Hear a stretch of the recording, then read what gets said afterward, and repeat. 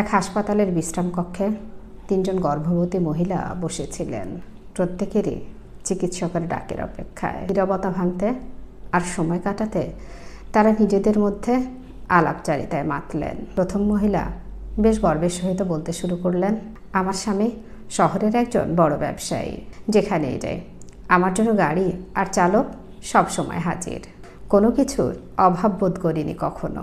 দ্বিতীয় জনও কম যান না, তিনি বললেন, আমার স্বামী এক মাল্টিন্যাশনাল কোম্পানির ম্যানেজার, তার ক্রেডিট কার্ডটা নিমিষেই আমার হাতে চলে আসে, টাকার চিন্তা মাথাতেই আনতে হয় না।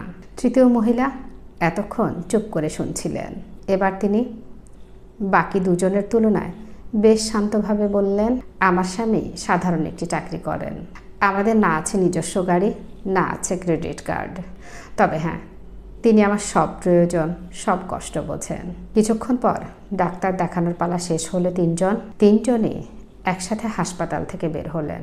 বাহিরে এসে প্রথম মহিলা ইশারা করে বললেন, ওই দেখুন, আমার ঝকঝকে দামি গাড়িটা নিতে এসে গেছে। প্রায় সঙ্গে সঙ্গে দ্বিতীয় জনও বললেন, আমার গাড়িও এসে গেছে, ড্রাইভার অপেক্ষা করছে।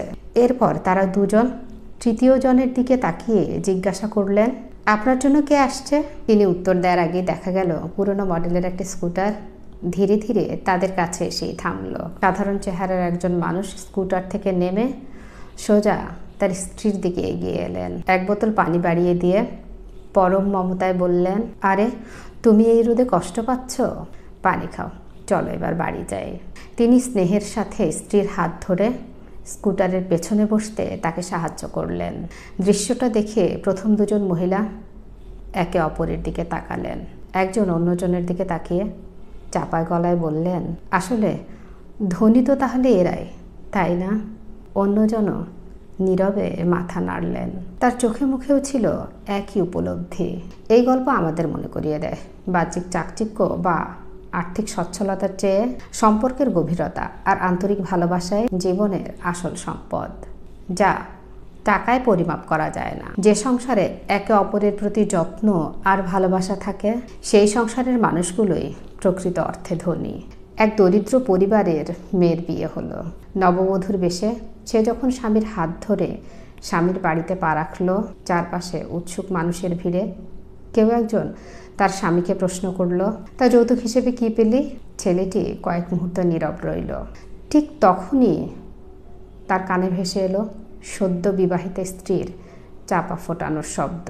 সে গভীর আত্মবিশ্বাসের সাথে মুখ তুলে বলল, আজ আমি পৃথিবীর সবচেয়ে ঐশ্বর্যশালী মানুষ, কারণ এক বাবা তার কলিজার টুকরোকে, তার মেয়েকে আমার হাতে সঁপে দিয়েছেন।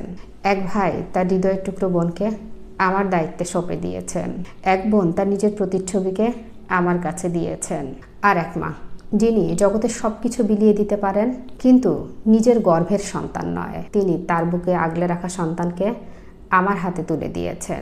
বলুন, এর থেকে মূল্যবান যৌতুক আর কি হতে পারে? কথাগুলো শুনে নববধূর চোখ বেয়ে নেমে এলো অশ্রুধারা। তবে এবার তা ছিল পরম আনন্দের এবং প্রাপ্তির। উপস্থিত সকলে নীরবে মাথা নত করল।